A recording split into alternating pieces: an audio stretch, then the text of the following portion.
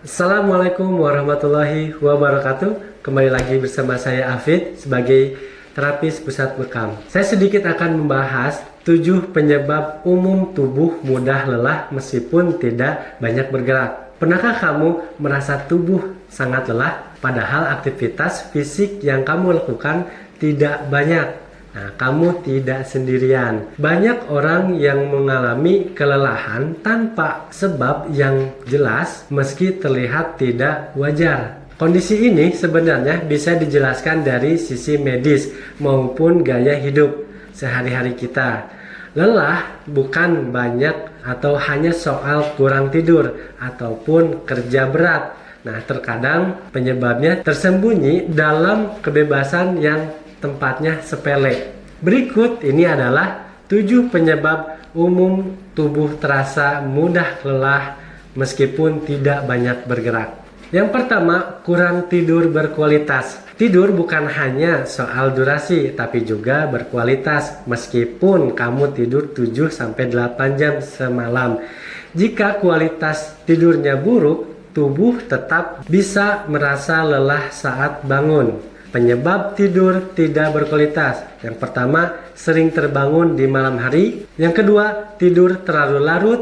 Yang ketiga, paparan cahaya biru dari gadget. Yang keempat, sleep apnea atau gangguan pernapasan saat tidur. Dan ini solusinya. Yang pertama, tidur di waktu yang sama setiap malam. Yang kedua, hindari gadget minimal 1 jam sebelum tidur.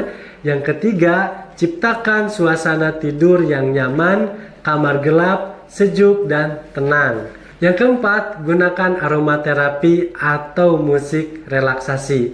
Yang kelima, hindari konsumsi kafein setelah jam 4 sore. Nah, yang keenam, jika masalah tidur berlanjut, konsultasikan dengan dokter atau psikolog. Terus yang kedua, kurang asupan nutrisi. Gizi yang tidak seimbang bisa membuat tubuh lemas dan kurang energi, terutama jika kamu melewatkan sarapan atau terlalu banyak mengkonsumsi makanan tinggi gula dan karbohidrat sederhana. Nutrisi penting untuk energi. Yang pertama yaitu zat besi untuk mencegah anemia. Yang kedua adalah vitamin B12.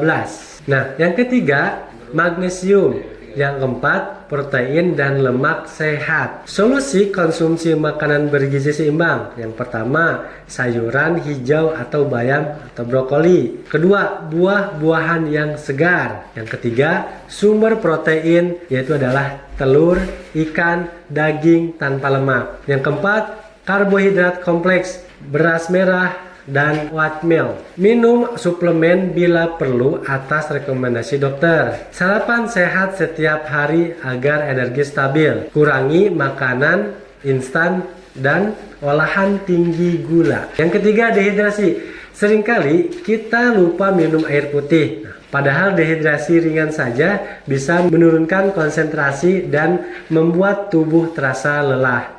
Nah, gejala dehidrasi yang pertama yaitu mulut kering, yang kedua urin berwarna pekat, yang ketiga pusing ringan, yang keempat yaitu lelah berlebihan. Solusi dari hal tersebut yaitu minum minimal 8 gelas air putih per hari, gunakan botol minum pribadi agar mudah mengingat, konsumsi buah tinggi air seperti semangka, mentimun, atau jeruk. Terus hindari terlalu banyak kopi dan teh yang bersifat diuretik. Yang terakhir, cek warna urin, semakin pekat sama dengan kurang cairan. Yang keempat, stres dan kecemasan berlebihan. Stres tidak hanya mempengaruhi pikiran, tapi juga tubuh. Ketika kamu merasa cemas atau tertekan, tubuh akan bekerja lebih keras dari biasanya waktu secara fisik tidak bergerak banyak. Tanda stres mempengaruhi berikut, yaitu otot tegang, sulit tidur, jantung berdebar, pikiran lelah terus-menerus. Dan solusi yang tadi yaitu luangkan waktu untuk diri sendiri atau me time. Lakukan aktivitas relaksasi seperti mediasi, journaling,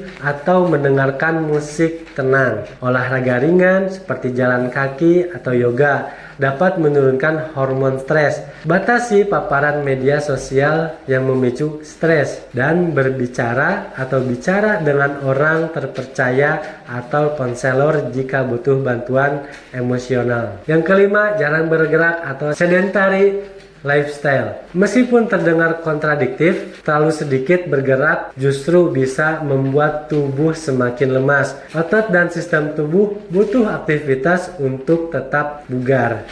Dampak gaya hidup yang pasif. Yang pertama yaitu otot melemah.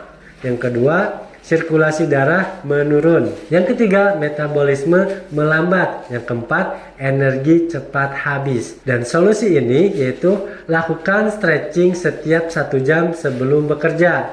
Terus mulai olahraga ringan 3 kali seminggu, jalan pagi, bersepeda, senam di rumah. Lalu gunakan tangga daripada lift. Selanjutnya, jalan kaki 5 atau sampai 30 menit per hari. Dan paparkan diri pada cahaya matahari pagi untuk meningkatkan energi alami dan vitamin D. 6. Ketidakseimbangan hormon. Beberapa gangguan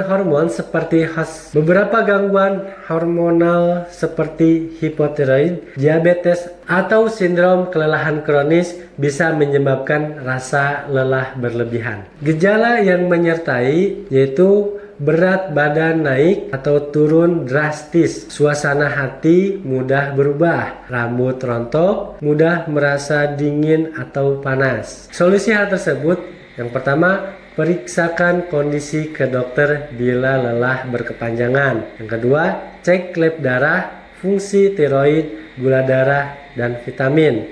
Yang ketiga, ikuti saran dokter dalam pengobatan dan perbaikan pola makan. Yang keempat, terapkan gaya hidup sehat secara menyeluruh, tidur cukup, nutrisi seimbang, dan rutin bergerak. Yang kelima, jaga berat badan ideal dan menghindari stres berlebih. 7. Masalah mental seperti depresi. Depresi tidak selalu tampak sebagai kesedihan yang mendalam. Salah satu gejala utama adalah kelelahan kronis dan hilangnya semangat untuk melakukan aktivitas sehari-hari. Dan tanda-tanda depresi tersembunyi yaitu sulit bangun pagi, tidak berisik, tidak tertarik melakukan hal yang disukai, merasa hampa tanpa alasan, menurunnya motivasi. Solusinya yaitu bicaralah dengan orang yang paling dekat atau tenaga profesional. Jangan anggap enteng perasaan yang terus-menerus mengganggu. Dan kesimpulannya, merasa lelah meskipun tidak banyak beraktivitas bisa menjadi sinyal bahwa tubuh dan pikiranmu sedang membutuhkan